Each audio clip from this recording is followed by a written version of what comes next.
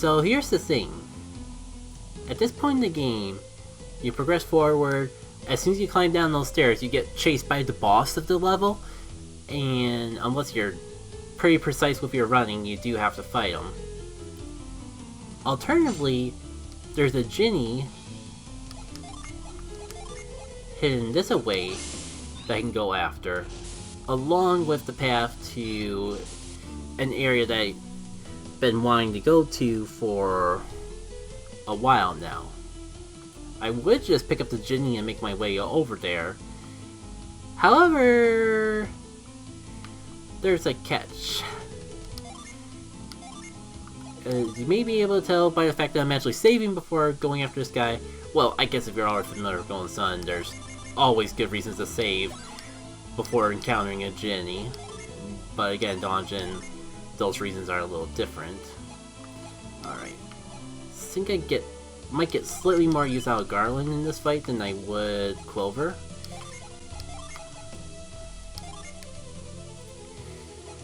I'll give it a shot, but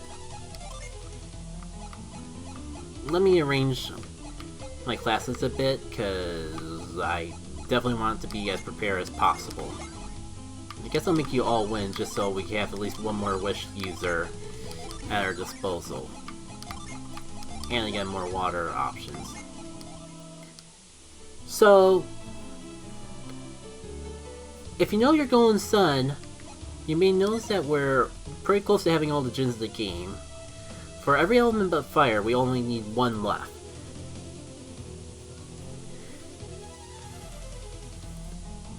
However, the last Djinni that you get of each element has a bit of a catch. This one's an exception because it's the only element that you get the last Djinni that you find just joins you instead of is a fight beforehand. And you'll see why that detail is relevant when we jump into this fight with our first Grand Djinn. These are basically incredibly powerful Djinn fights, the strongest in the game. They are almost super bosses, like only the final boss can put up and maybe some optional, and maybe some other super bosses can put up a fight in comparison to these Grand Djinns. Now, because this is the first one you find, and you do encounter it much earlier than the other Grand Djinnis, I did make it a little bit weaker than the others. But that isn't the reason that we should take it for granted. For one, it's not granted. That's a Djinni from a whole other game. Right. I guess this is my best water option. And Hail, because why not?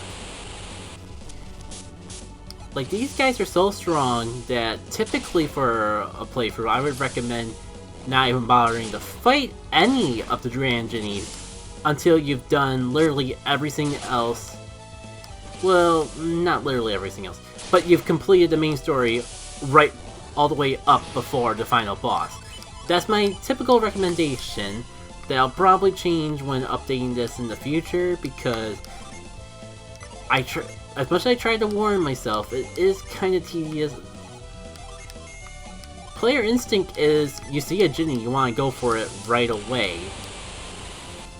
And there's not really a good way to convey to the player, oh hey, come back for this later. I don't need... And only after various playtesting that I'm kind of like, you don't need 4 super bosses that badly. Oh, that reminds me that maybe I should like buff and debuff things. Oh, I gotta stop mashing A for the dialogue, because it might work to our advantage to actually see any passive abilities that this Djinn might have. Well, I'm gonna pause it for a turn, but I guess I can afford to get some resistance up on it. Yeah, every Grand Djinn, I try to make every Grand Djinn fight feel slightly different. So this one is a little weaker than the others, but it can auto heal. Like, it gets a little bit of health recovery every turn. think I got an idea how I want to handle this. Geyser, and I would go for Spa, but you know, I'm already full on health, so maybe I'll just go for Angler instead. And I got enough. It's not quite a tier 4 summon, but it'll work. Actually, for some advanced plays, maybe I can still do a tier 4. And a little wish, just to make sure I don't get too carried away.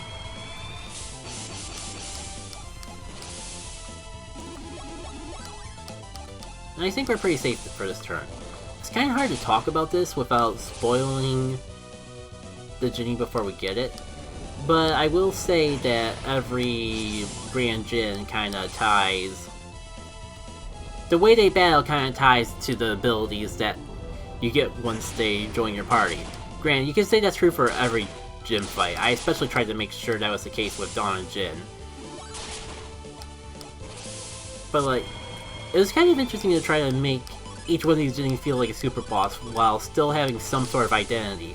Especially now that we're getting to Djinnies that their main gimmick, or their main ability, revolves around more than just doing an attack. Like, the hardest part of making these sort of Djinn fights was always trying to find a way to convey what the Djinn would do once it joined you, when its ability was a non-offensive one, like a supportive ability or a healing ability, for example. So it'll be interesting to see when this fight is over, and I could be a little more liberal about what all that means.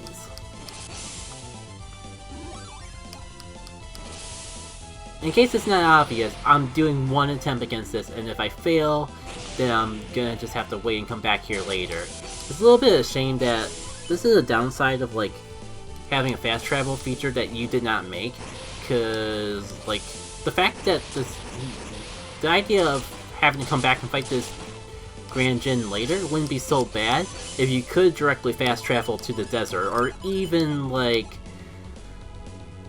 to the area we go to once we get out of the desert, because unfortunately it's technically not a town, so the randomizer that I got the code to actually make fast travel does not include the next area. So I think that's even more of the reason why I might tone down this Grand Djinn in a second mix of Dawn of Djinn in the future. I really should have just healed aim. And I guess that's part of the downside of talking while you're playing. Like, oh, I really went kind of overboard with the healing. I guess better to be overhealed than not healed enough and, you know, fall, die, faint. The wording varies between the game you play, but at the end of the day, it's mostly the same. Alright. You know what, let's just go for Parade again. I don't think we need Flurry quite yet. I guess if I go for Wade though, I'll be that much closer to summoning next turn. And yeah, let's just go for a Wish, just to top ourselves off. If I burn too much energy, I can get it back through ways. I do feel pretty good about how this fight is going so far. We haven't really... I don't think we've had anyone fall yet in this fight. And usually when I try to fight this Djinn this early on, especially because I don't... In most playtests, I would have like one extra level. A couple extra level or two that I currently don't have in this playthrough. The fact that I'm doing so well despite that does make me feel pretty good with how this fight is going. Okay, you have Mineral, so get in here, we kind of need some extra synergy. Maybe I don't even need to use Wish this turn. Maybe I can just go straight for the Hail and get a little extra damage.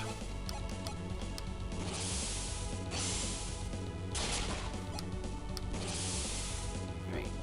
Can't believe we're actually getting a tier 4 summon off. and not sacrificing the ability to use Wish afterward. Oh, nice! We got our first Grand Djinn.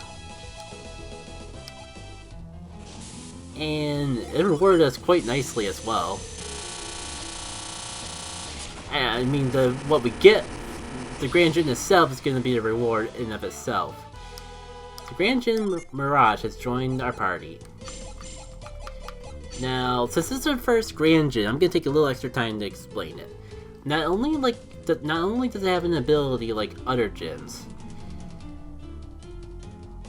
when we use Mirage, it kind of functions like a worse version of Chasm, but in exchange for not protect, because Chasm pretty much negates all damage that we would take in a turn.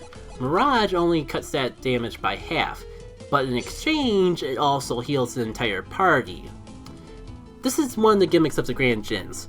They're tough to beat, but they have incredibly powerful abilities when you use them. And that's not even the craziest, well, that is the craziest part of the Grand Djinn, but one thing that you might not look unless you're paying, one thing you might not notice unless you're paying close attention. Watch what happens when I set this thing. My class isn't changing, but let's take a good look at those buffs. We got 2 extra luck, over 20 extra points to our speed, our synergy points go up by 10, our HP goes up by 10. Let me put another Fire Djinn on set and then put it on set so you can see just how much more drastic it is with a Grand Djinn compared to a normal Djinn. Like, this one only gives us not even 10 HP and a couple points in defense. So there's major pros and cons to actually having a set, using it, so you get good ability, but it ends up in standby and you lose the stats boost for it. On top of the normal juggling of Djinns, if you were like trying to get enough of these on standby so you can unleash the most powerful summons. That is part of the beauty of Golden Sun. It has a pretty in-depth class system for a children's RPG, dare I say like a beginner's RPG. It's an easy to learn class system, but there's a lot to it if you take the time to master. Because hypothetically, and don't mind me if I'm preaching to the choir, I'm just making sure we're all on the same page in case people are like watching live. You can go in Golden Sun normally, you can just go through here with all your Djinns tied to their default, default adept, and be perfectly fine. Like, the default classes are very good in their own rights, and on top of that, there is a nice perk to having default classes where you can be a lot more experimental with the Djinns because your classes aren't as drastically tied to it. But as you may have seen as I was playing through the various ventures of this game, if you do take the time to be a bit more experimental with your classes, you can be rewarded with interesting synergy combinations that you wouldn't normally get to experience otherwise, especially this late into the game when we have almost every Djinn. It becomes even more apparent in the sequel. And you know, while I'm doing side stuff and completely ignoring the boss,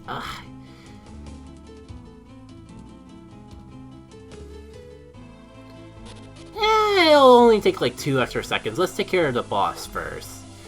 Okay, major exaggeration, but I'm not gonna skip this fight because I don't think we've seen it too often. Or I don't think we've seen these enemies too often.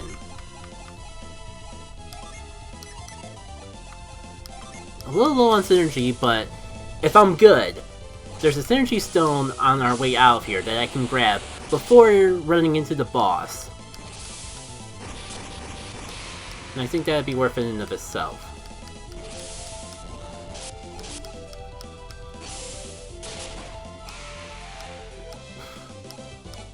I was gonna say, I'll take the HP recovery, and then I realized it was only like 4 synergy points. Alright, so gotta remember to come back here after fighting the boss. Do I want to just go into this with default classes? Nah. No, I don't want to go into this without at least one wish user. Why not? Oops, all the Dragoons! It does leave Ivan in a little bit weird of a class. But I can make it work because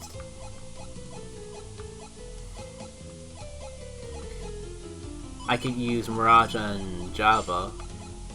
I could use one Djinn from each element without messing with my class. So even if it's a little weaker, it gives me a little more flexibility to use Djinns with Ivan and Mia. Meanwhile, I can hit hard with a Dragoon of both of these guys. Alright, I'm gonna save up here, just in case it doesn't work, but I should be able to wish myself to full HP, make a mad dash. I probably should make sure reveal is shortcut to assure I mess this up as little as possible. Right. So I gotta start running the moment I come down here. Dang it. I was right before it.